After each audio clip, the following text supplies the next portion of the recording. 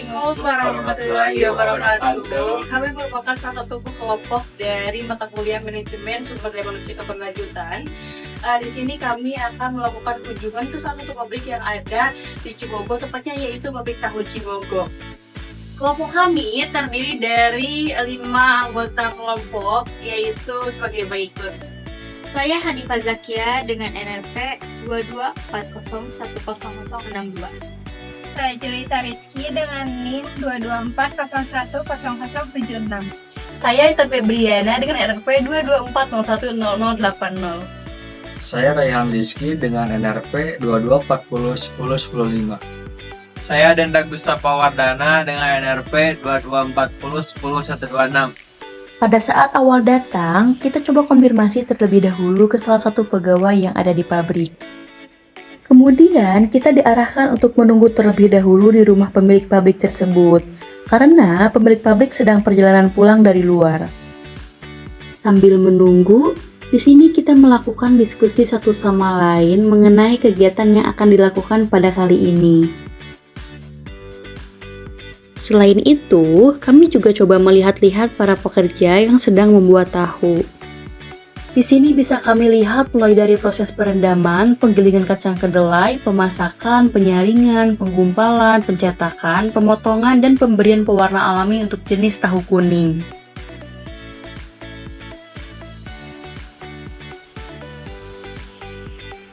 Jadi hari ini kami sudah ada di salah satu pabrik tahu di Kota Bandung dengan nama Pabrik Tahu Cibogor. Nah, pabrik tahu ini kita akan mengulas sedikit dulu tentang pabrik tahu ini. Jadi pabrik tahu ini tuh sudah berdiri sejak tahun 1979 dan sekarang itu yang mengelolanya adalah generasi kedua yang bernama Bapak Suhe, seperti itu. Nah, kemudian untuk produksinya sendiri ini tuh masih 90% secara manual seperti itu. Jadi dikerjakan oleh tenaga kerja manusia langsung. Untuk mesinnya ini itu paling hanya sekitar 10%, yaitu mesin bagian pengelolaan atau penggilingan kacang kedelainya saja seperti itu. Nah, kemudian untuk produksi sendiri itu sehari kalau misalkan lagi rame itu bisa sampai 15 jam. Kalau misalkan standarnya itu sekitar 12 jam. Nah, untuk produk tahunya sendiri yang dihasilkan itu ada 3 macam tahu. Itu ada tahu putih, tahu kuning, dan juga tahu goreng seperti itu. Nah, kalau untuk suppliernya sendiri ini tuh biasanya didagangkan ke kayak restoran kayak gitu, terus juga catering, dan juga punya lapak sendiri di pasar yang letaknya itu ada di pasar tradisional Cibogor seperti itu. Nah, karena proses produksi itu masih tradisional, jadi masih menggunakan kayu bakar untuk memproses kedelai tersebut sampai menjadi tahu seperti itu. Tujuan dari kelompok kami mengunjungi pabrik tahu ini yaitu untuk memenuhi salah satu tugas MSDM keberlanjutan. Dengan harapan, kita di sini dapat melihat problem yang ada baik pada SDM maupun pada pabriknya itu sendiri.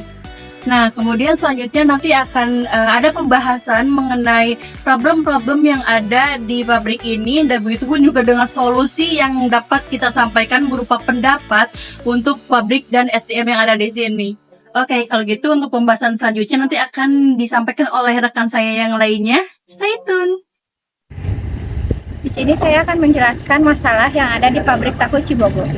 Yang pertama, limbah cair hasil dari proses perendaman dan pencucian kedelai, serta dari proses pemisahan sari kedelai dan pengumpulan, mengandung bahan organik tinggi yang mudah membusuk dan mengeluarkan bau tidak sedap.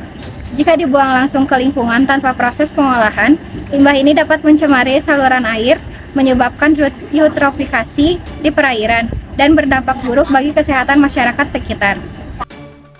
Masalah yang kedua, ampas tahu atau okara, sisa dari hasil penyaringan sari kedelai, seringkali dibuang begitu saja tanpa pengolahan. Jika menumpuk, ampas tahu cepat membusuk, mengeluarkan bau menyengat, serta menarik lalat dan hama lain. Hal ini tidak hanya mencemari lingkungan, tetapi juga dapat menimbulkan gangguan kesehatan. Baik, untuk problem selanjutnya yaitu proses produksi yang masih manual serta kurangnya memperhatikan teknik desain. Karena pada pabrik tersebut masih menggunakan teknik manual atau secara tradisional, dimulai dari perendaman, penggilingan, serta penggumpalan tanpa memperhatikan sanitasinya. Dan kebersihan lingkungan juga masih kurang diperhatikan. Karena hal itu meningkatkan risiko terdapatnya bisa kontaminasi produk, baik dari secara bakteri, jamur, atau zat kimia yang terkontaminasi dari peralatan tersebut. Baik, selanjutnya mengenai problem fluktuasi harga serta keterbatasan pasokan kedelai.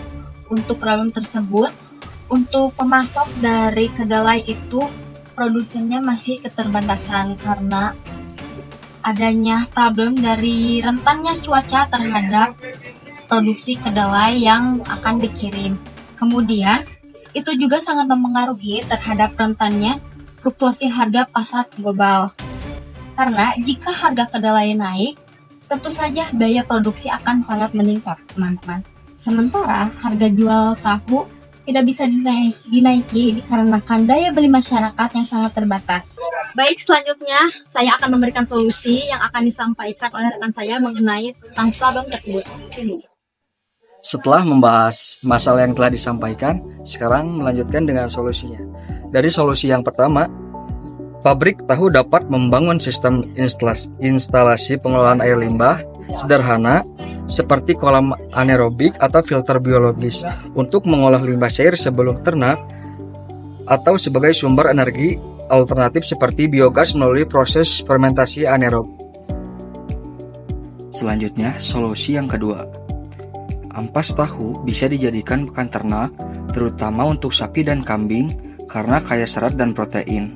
Selain itu, ampas tahu bisa diolah menjadi produk turunan seperti tempe gembus, kerupuk ampas tahu, atau bahan kompos.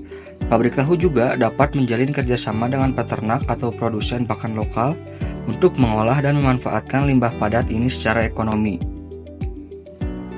Selanjutnya merupakan solusi-solusi dari problem yang sudah disampaikan, yaitu sebagai berikut. Solusi dari proses produksi yang masih manual dan tidak higienis. Pabrik tahu perlu menerapkan Good Manufacturing Practice atau yang bisa disingkat GMP, yakni sistem produksi pangan yang memperhatikan aspek kebersihan, sanitasi, dan keamanan pangan.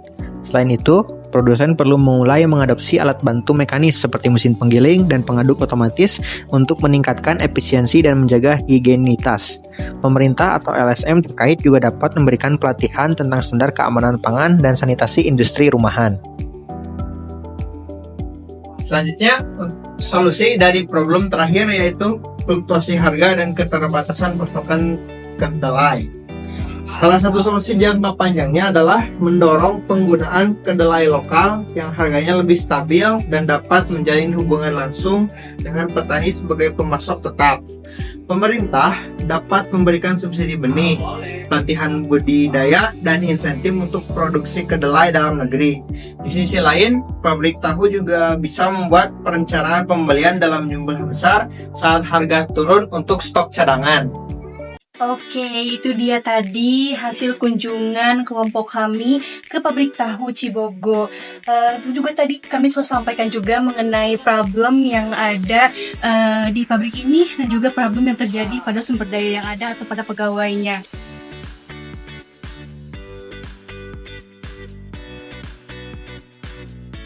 Sekian yang dapat kami sampaikan, semoga bermanfaat. Mohon maaf apabila ada salah kata maupun masih banyak kekurangan.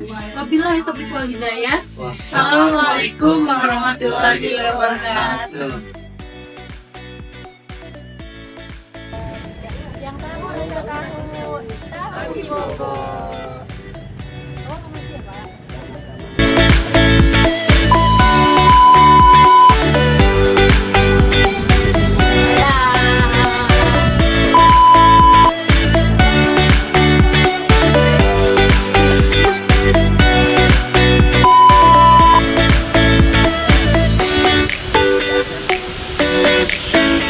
Kan kelihatan.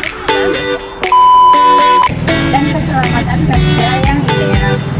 Semua ruangan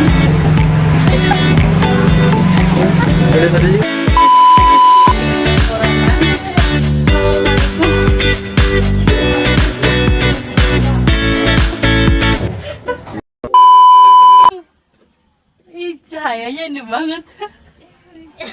Cerah banget.